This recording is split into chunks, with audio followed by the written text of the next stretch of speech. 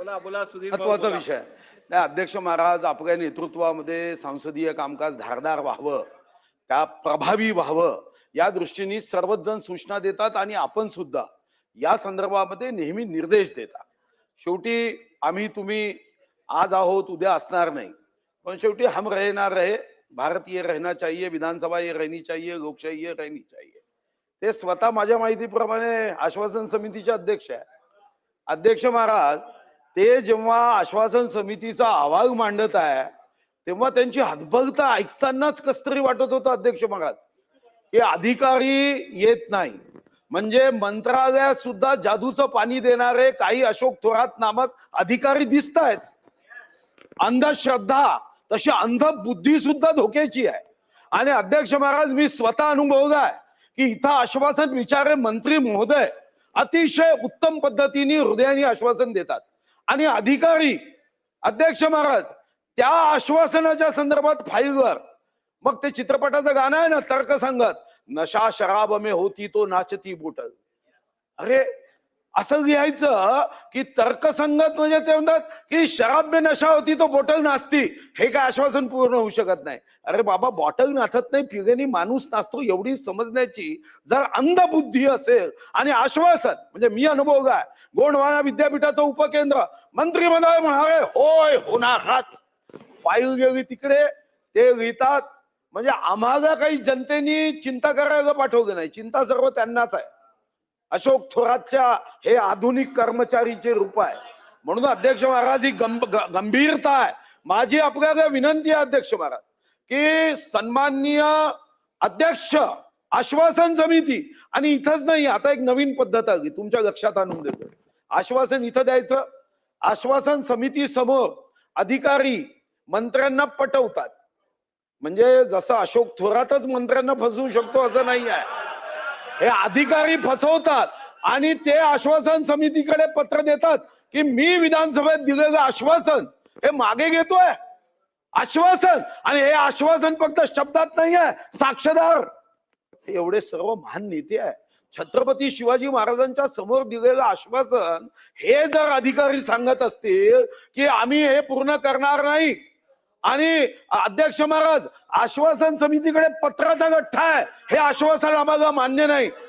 शेवटी राज्य कोण चालवतं? राज्य आम्ही. माझी विनंती आहे, हात जोडून विनंती आहे अध्यक्ष महाराज, उद्या उद्या अध्यक्ष महाराज या घटनांवर आज लक्ष दिलं नाही आणि हे जादूचं पाणी असंच लोकशाहीवर भारी झालं तर अध्यक्ष महाराज नक्की सांगतो की हे वाईट आहे आणि हे वाईट होऊ नये. तर हे जे अध्यक्ष महोदयांनी मांडलं, तुम्ही सर्व गटनेत्यांची तुम्हाला योग्य वाटत मला बोलवा, पण हे अस्त्र पुन्हा धारदार केलं पाहिजे. या सभागृहाला जर काम चुकार अधिकारी हे घाबरत नसतील, चांगले अधिकारी निश्चितपणे घाबरू नये. नियमाच्या चौकटीत वागणाऱ्यांनी बिलकुल घाबरायचं नाही. पण अध्यक्ष महाराज हे कामचोर असे जे अधिकारी आहेत अध्यक्ष महाराज, माझी हात जोडून विनंती आहे की तुम्ही हा निर्णय करू शकता, तुम्ही हा निर्णय करावा आणि आग्रही भूमिका आहे.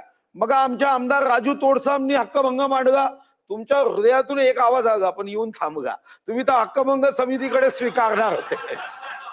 पण नंतर अध्यक्ष महाराज ज्या महाराष्ट्रात रामशास्त्री प्रभूने शिक्षा दिली, नीप तोडली, टाकेची नीप तोडली, राजीनामा देऊन निघून गेला. आमची विनंती आहे अध्यक्षांना पण सोडणार नाही का? नाही, तुम्ही फक्त नीप तोडा एवढी आमची इच्छा आहे, एवढीच हात जोडून विनंती आहे की हा विषय गंभीरतेने घ्या. नाही तर या सभागृहाच्या कामकाजामध्ये आत्म्या विना शरीर, इंजिन विना गाडी, पेट्रोल विना स्कूटर अशी आमची अवस्था. सन्मान्य सदस्य रवी राणाजींनी, सन्मान्य सदस्य सुधीर भाऊ मुनगंटीवार साहेबांनी आज आश्वासन समितीच्या कामकाजा संदर्भात जी भावना व्यक्त केलेली आहे ती खरोखरच अत्यंत गंभीर आहे.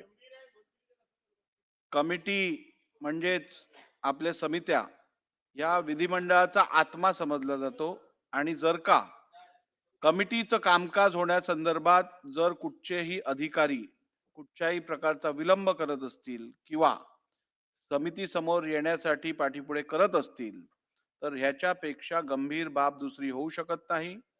एका अर्थाने असं करून आपण विधिमंडळाचं सार्वभौम्यता कॉम्प्रोमाइज करण्याचं काम करत आहात. हे मुळीच सहन केलं जाणार नाही.